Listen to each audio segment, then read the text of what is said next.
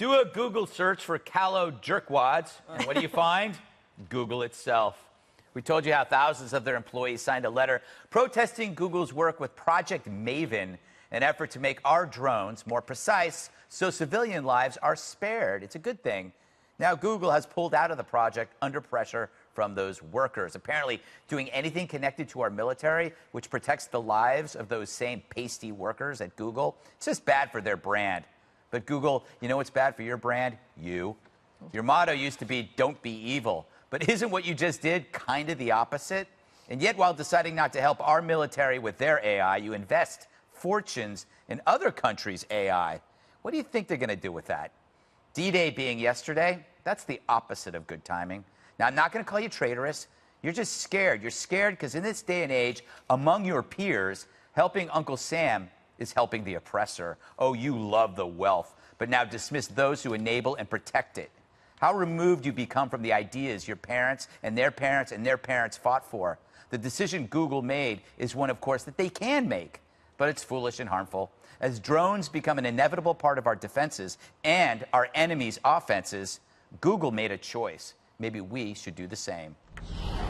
Dana, it drives me crazy. It's hard to, like, you can't just say I'm no longer using Google. Right. Because then all of a sudden I'm going to Google other options. And Bing pops up. Bing. Does Bing still work? I don't know. I use Ask Jeeves. Does anybody still use that? I use Alta Vista Digital. It's a little different. Yeah. Well, you know, and Google is it's such a huge company. It's not just a search engine. Yeah. And what's interesting about this is that Eric Schmidt, the former chair, he is on the Defense Intelligence Advisory Board. He would have stuck with it. But because he's very concerned about, especially with China, for example, and technological innovations and what it could do to our future. And if you want to be safe and protected in America, then you should probably help our military. This is what gets, because like Schmidt's no longer there, correct? He would, and they're selling stuff to China, or they're working with China, Google, right? Yeah, I'm afraid to criticize Google because they might leak my search history, and then I'm toast. But I will say... Why did you just say that out loud? I will say it's a weasel move because you're helping the country offensively because you reduce civilian casualties, and then defensively because the terrorists are getting access to drone technology, so you want to defend against that. America, in a sick way, is almost too safe.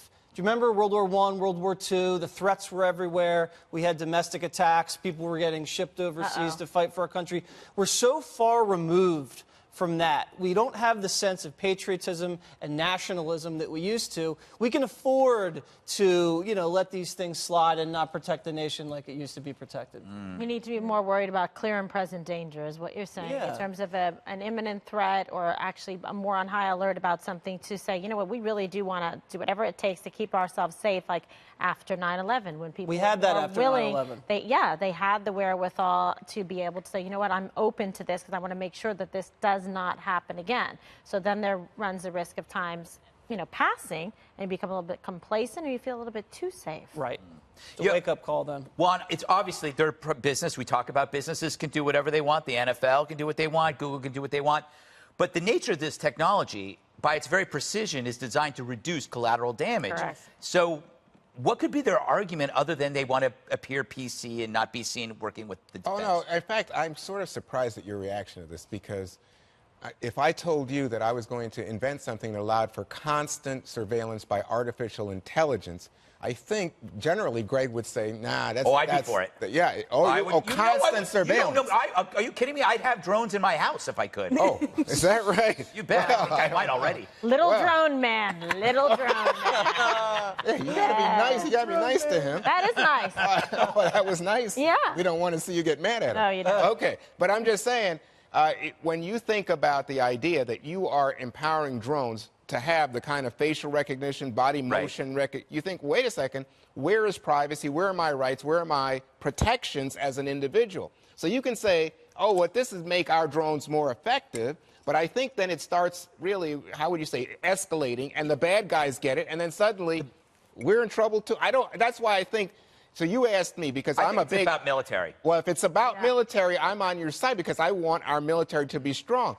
But I don't think that everything should be in the military's hands, Greg. I don't think that. The only thing is, it's going to be in somebody else's hands. It's in the China's Chinese hands. military. They don't have that. If They will. Your point is prospectively It's that's illogical. I can't believe they caved to 4,000 employees. I agree. Come Well, on. maybe people have so Want to return bad. to the caves. People are thinking. Am I right?